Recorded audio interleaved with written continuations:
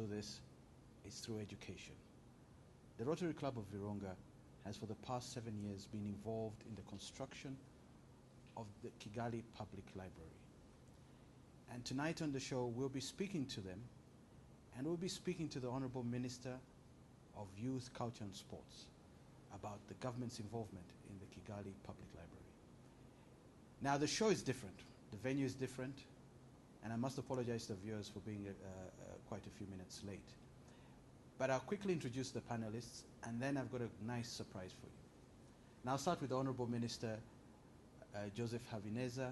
Honorable Habineza is the Minister of Youth, Culture and Sports, and his ministry is involved in this project.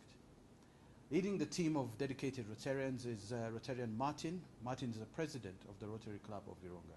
You're most welcome. Immediate past President of the Rotary Club is Rotarian Raj, also known as one of the fathers of the Rotary Club of the Virungas. And the Charter President, Gerard Mpisi. Charter President in the Rotary language means the first President of the Rotary Club of Virunga. And there's no team complete without the incredible gender balance that Rwanda enjoys across all sectors. Ambassador Joy. Ambassador Joy is a member of the Library Committee, and she's also the chairperson of the Rotary Foundation, which is involved in doing the good that Rotary does in the community. So, as I said, this show is different, and before I speak to the guests this evening, we're going to show you a video that shows you what the Rotary Club has done, where they are in the library, so that when we start talking about the construction of the Kigali Public Library, you have a clear image as to the challenge that they have faced over the past 7 years and the incredible opportunity that is ahead of them if we can finish this project as soon as possible. So back to the studio and to a short video about the Kigali Library. Thank you. Rwanda, land of 1,000 hills and 9 million people. Rwanda is trying hard to recover from the genocide that decimated its population and a bright future for its citizens. The Heritage Foundation Wall Street Journal of Economic Freedom recognized Rwanda as the most improved country in Africa over the past 10 years. Because of this, other developing countries are looking to Rwanda as a leader. In the year 2000, the Rotary Club of Kigali Virunga undertook an ambitious project to build the first public library in the small African country of Rwanda. 7 years later, however, a foundation and some walls are all that stand, and only a handful of laborers work by hand to build the library. The Rotary Club and others have not been able to raise the necessary funds to complete the project. The original budget for this was about $1.2 million, but since it's got so delayed, costs have gone up, and now it is hovering around $1.8 million.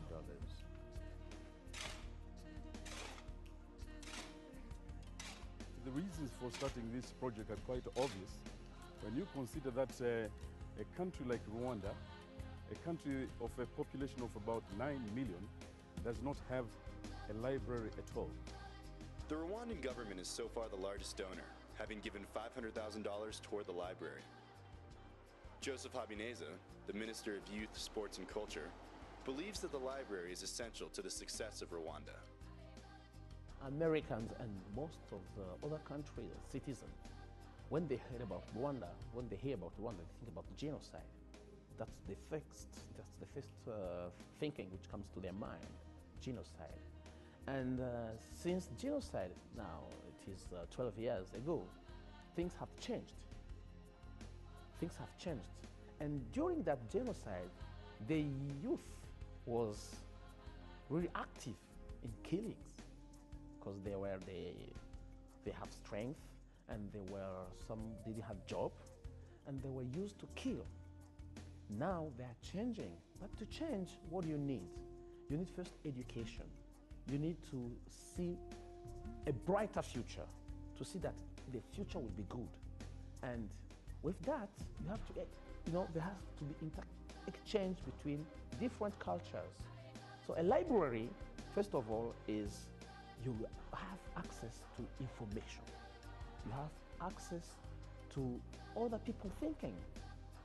One of the reasons we really want to make sure that this library is in place is so that we can have an educated society.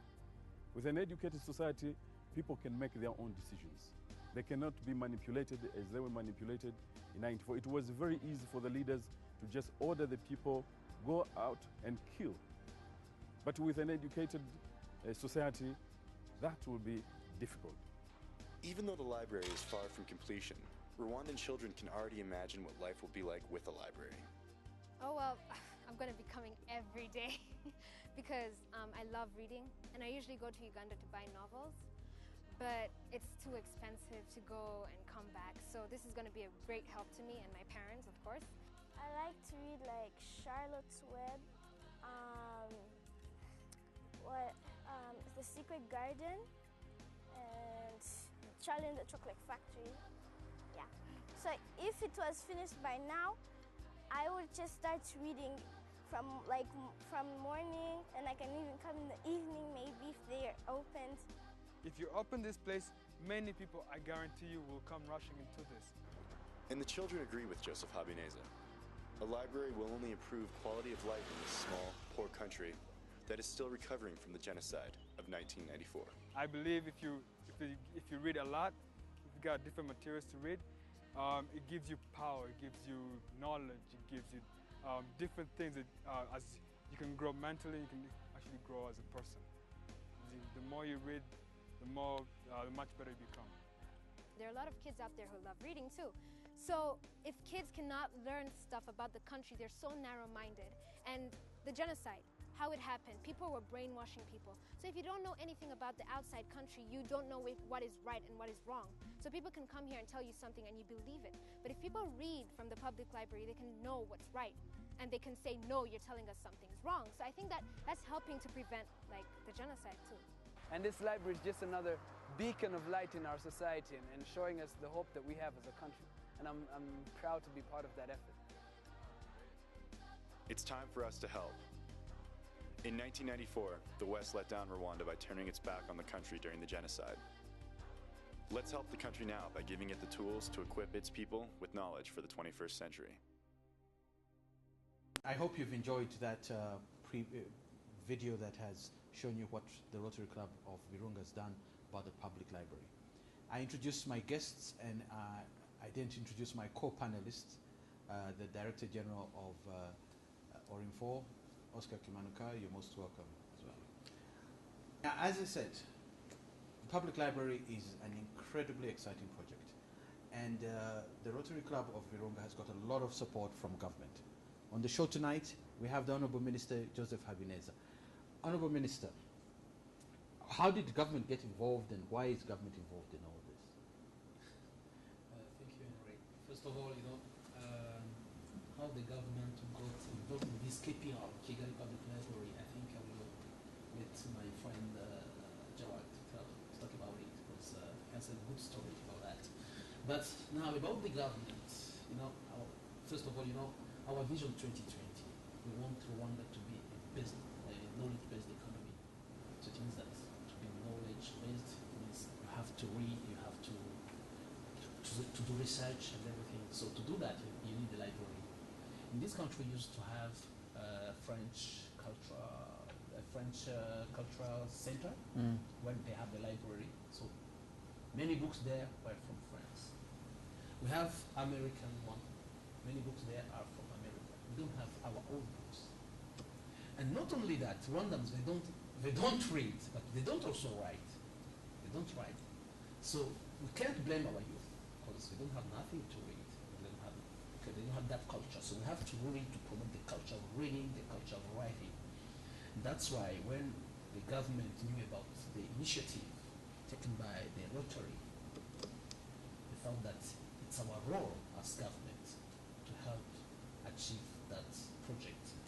We've been contributing a lot. I think the initial amount even was given from the government, about $500,000 US dollars. Last 2 years ago, our ministry gave about 70 million francs, and we are ready again to contribute and to make sure that this project is finished and we have a library up and running. That's our commitment. And recently, even our president asked our ministry and the whole government to make sure that the project is finished, because that we mustn't fall off. Thank you, Honourable Minister. I think that it's important, before we get into the detail about the public library, to talk to Rotarian Martin. Martin is the president of the Rotary Club of Virunga. Briefly tell the viewers, who is Rotary, what does Rotary do, and what do you stand for? Thank you very much, and allow me to address you as Rotarian Henry, because Henry, the moderator of tonight, happens to be a Rotarian. Rotary is made up of volunteers. Rotary stands for service.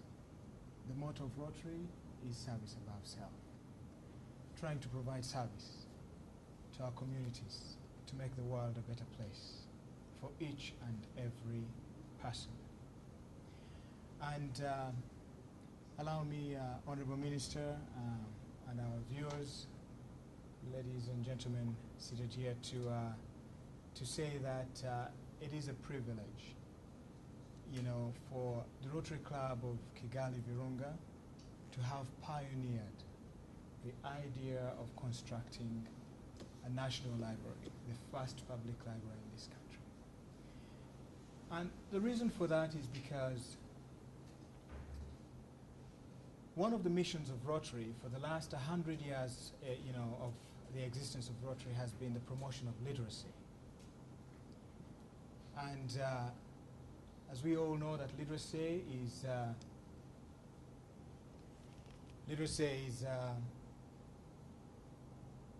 is the ability for individuals to use language, to speak, read, or write. Now, the challenge for Rotarians was, how do we promote literacy without providing an opportunity to the young generations, to even the older generations, to have access to the information which they can read, which they can use to improve on their writing? And that's where the idea of coming up with building the National Library came from. Okay. When the project started, Rotarian Gerard was, should we say, the father of the baby. How has it been? And the viewers have seen the construction. You've got to quite a high level. You started constructing in what was a very sort of empty place. Now the American Embassy is next there. Just tell us briefly about the library. What is it going to be like? Will it just be a room with books, or is it going to be an exciting venue for many people to go to? Henry, thank you very much. First of all, I want to thank Orinfol for organizing this discussion. I've been involved with this project for a long time. The project started in 2000. So we're talking of 8 years. 8 years. And it is not yet complete. So when these have been approaching us and asking us, what is happening to this project? When will it ever get completed? So for us to have this opportunity to discuss about this project, we hope that Rwandese will be able to understand exactly what is really happening. Now, as President Martin has just said, this project was started by the Rotary Club of Kigali Virunga. Now, our club was chartered in the year 2000, and in our naivety as a young club, we decided to take on this huge, this very ambitious project. If we had been a more smarter people, or if we had more experience in Rotary, we probably would not have taken on this challenge. However, we went ahead. Now, one thing that most viewers don't know is that in Rotary, there's Rotary International, but under Rotary International, there's Rotary Foundation, which is the one that raises funds to assist the project. Now, one of the things that Rotary Foundation does not do is to provide funds for construction. When we finish this library, the construction, Rotary Foundation will provide, through matching grants, will provide funds for anything that goes inside this library. And that's why it has been a huge challenge for us to raise money to construct. Now, the first fundraising that we had in this country, I remember it very well, it was on the 30th of November, the year 2000. Fortunately, we were lucky to have His Excellency the President as our guest of honor. And as you know, when the President is around, business community people so come around. And that one night, we were able to raise $250,000 US. Now that was, it boosted our morale, and we decided to move forward. Okay. Now soon after, the government, also as the minister did point out, the government came in and gave us $500,000, $500,000. And to date, we've been able to raise over 1.2 million US dollars. And it is important for people to note that 500,000 of that came from the government. Now the challenges have been very big. You know, looking for $1 million and someone, you approach someone, you get $100. You can see it's going to be, it is an uphill in order to raise the required amount of money. Can I bring in Rotarian Raj here? Raj, $1.2 million. I mean, that is a big number. And those of you who have seen the project must be wondering, where is this 1.2 million? How much more do you need? What's the sort of, give us a quick financial rundown on this project. Thank you, Henry and Orinco for this event. I would like to congratulate all of us, Rwandans. We were the major contributors for this project so far. Even though that we have been thinking that funds are coming from outside Rwanda, it is not so. We have raised so far about $1.1, $1.2 million, out of which over $975,000 have come from Rwanda alone. And about $225,000 have come from outside. And if you even analyze that $225,000, $105,000 that came from one source, that too with the help of our first family.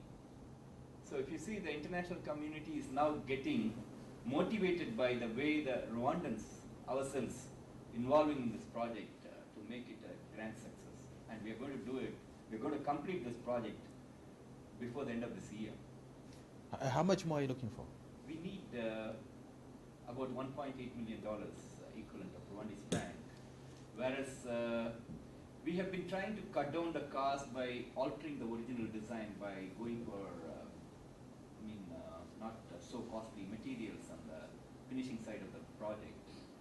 And if that happens, and if it is acceptable to all of us, we could complete the building within $1.4 million remaining. But as His Excellency himself has shown interest, and he has told us it's a very important project for himself and also for the country.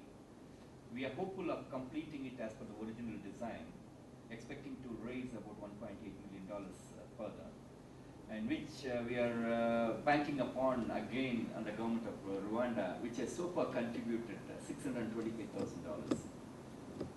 So the project hopefully will be completed before the end of this year.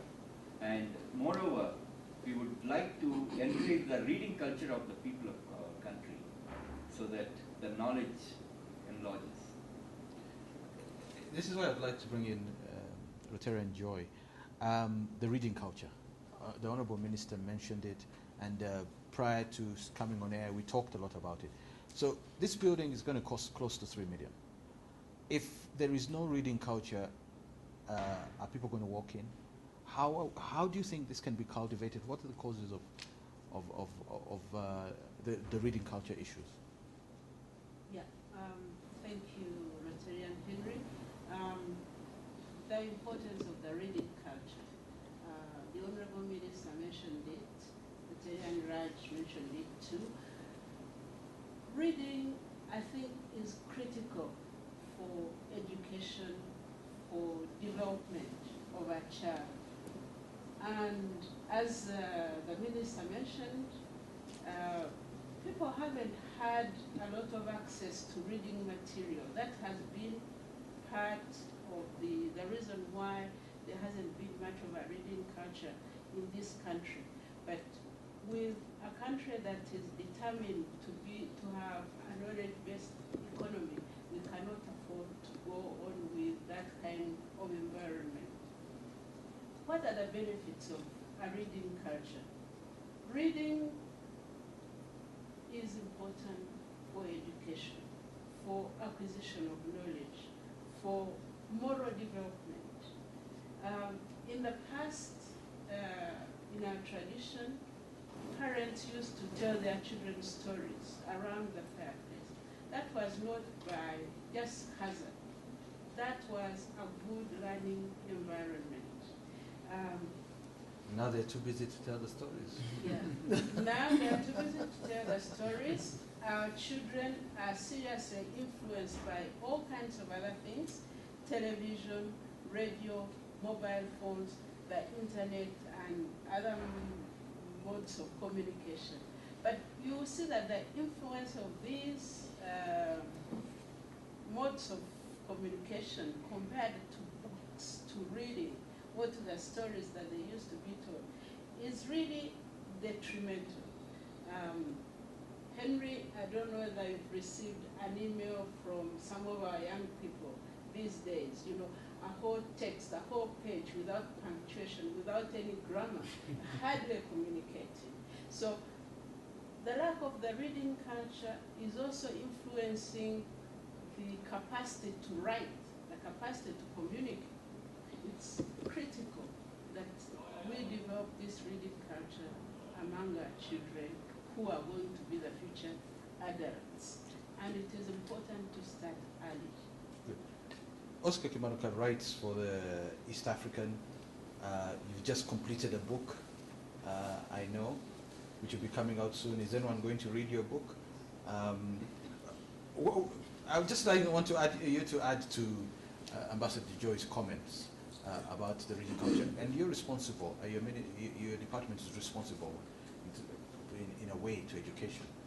What role can you play in supporting the cause for the Kigali Public Library and the development of it? Thank you, Henry. Let me just say this, that the idea of a reading culture should be looked at from a facet angle.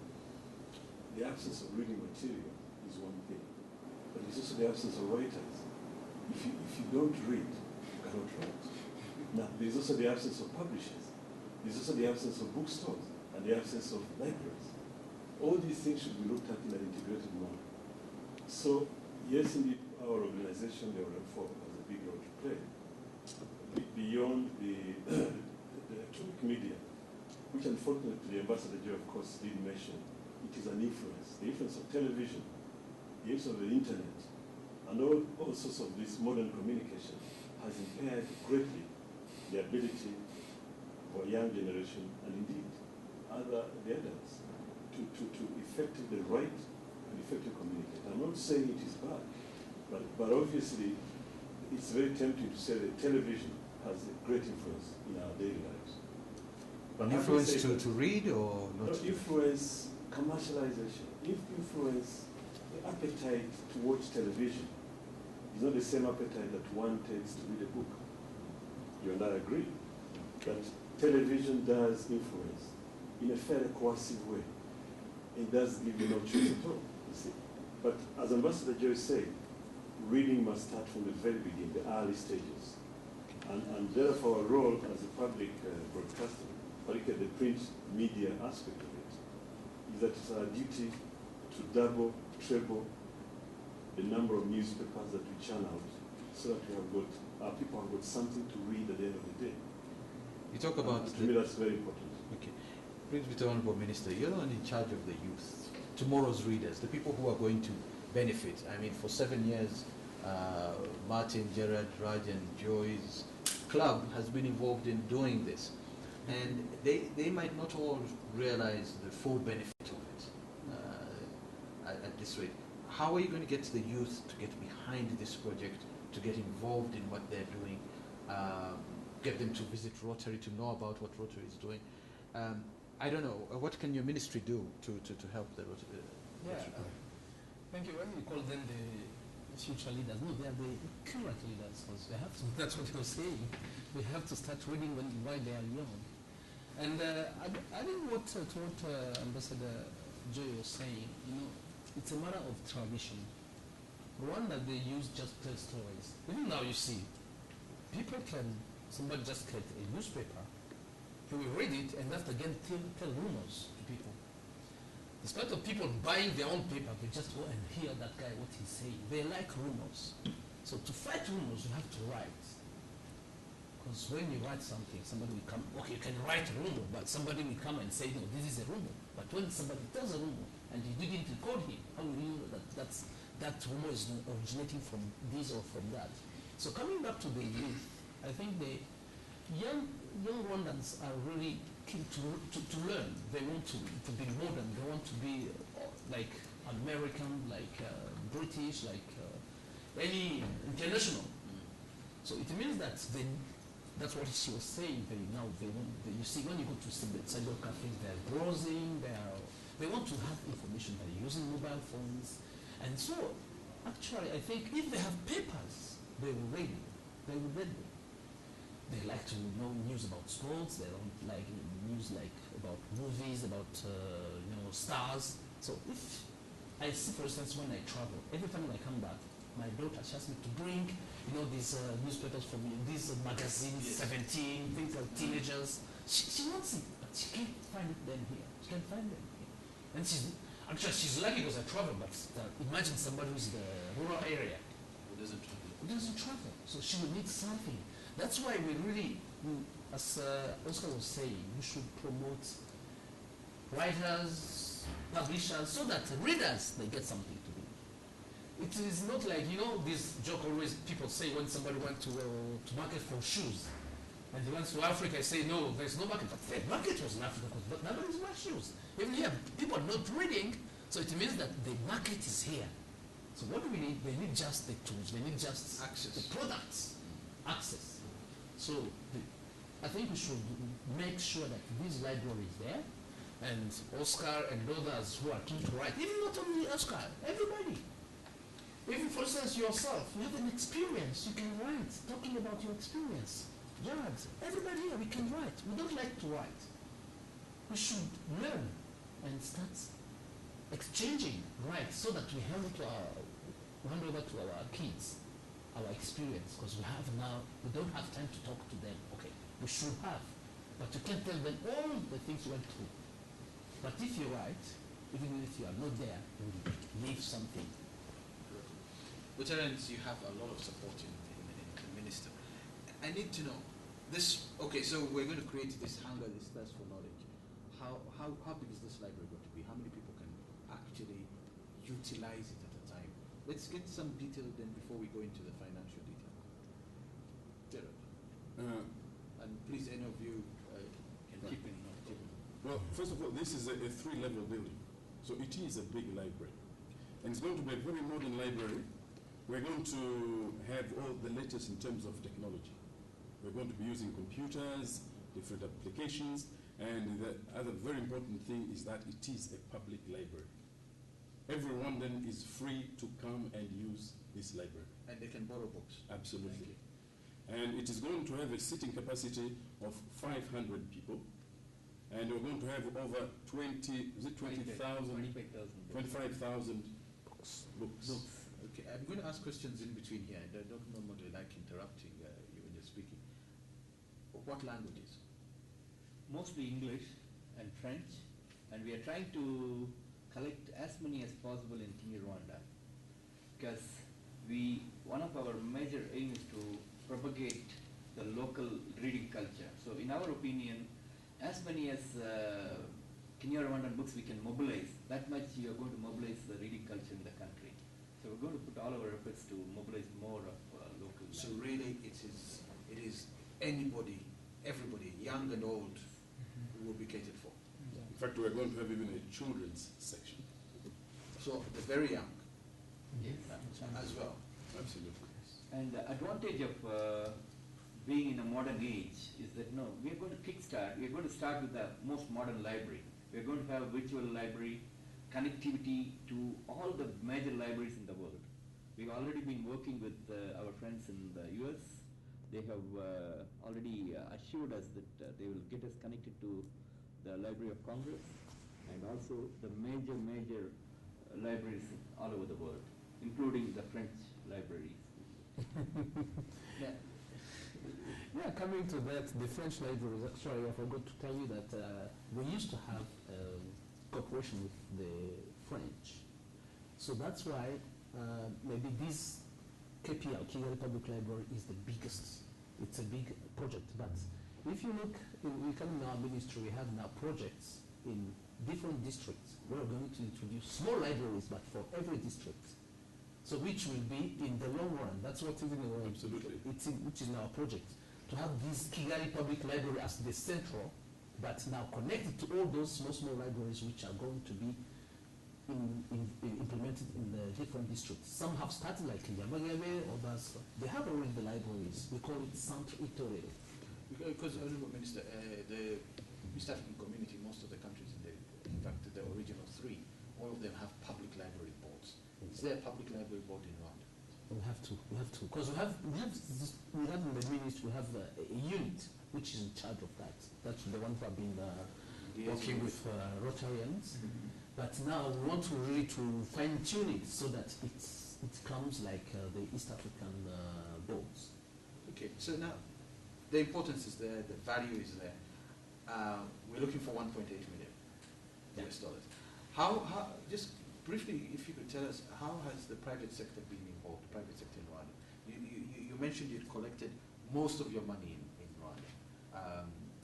Have you exhausted your sources within the country? Because how then do we achieve the 1.8? The interesting thing is, Henry, as Gerald mentioned earlier, the very first night when we started the first fundraising, we could muster pledges of $450,000, ultimately collected $250,000. And later on, we could further muster pledges about $350,000 locally. And we already collected over $200,000 out of those pledges.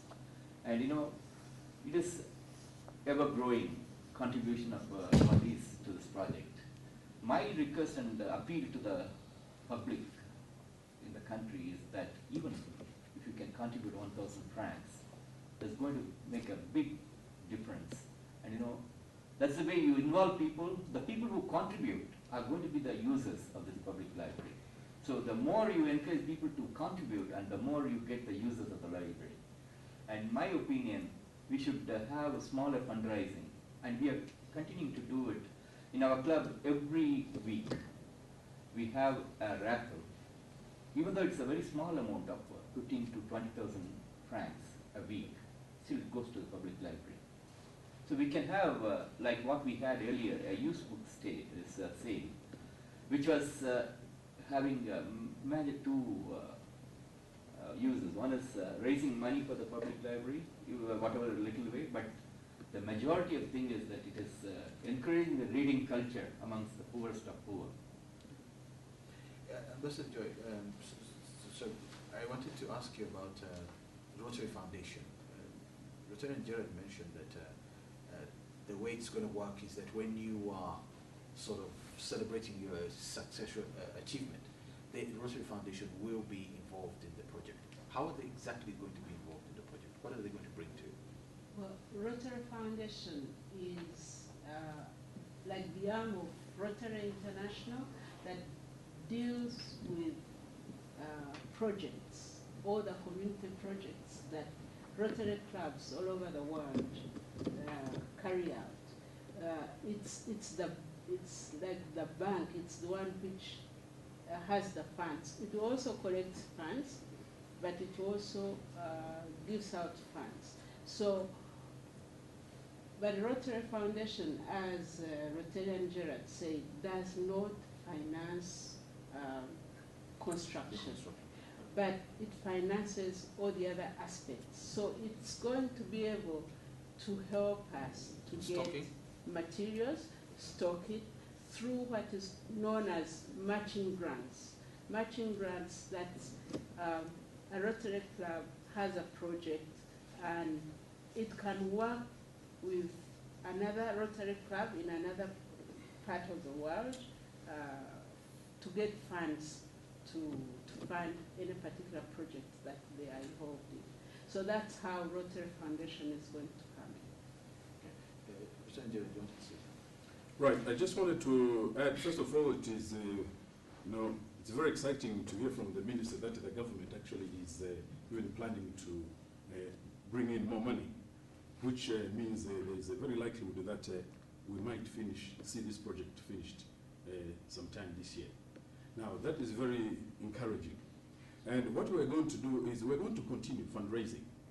Now, as the minister pointed out, if we finish this library here in Kigali, there's no reason why we can't continue fundraising in order to set up libraries in other towns.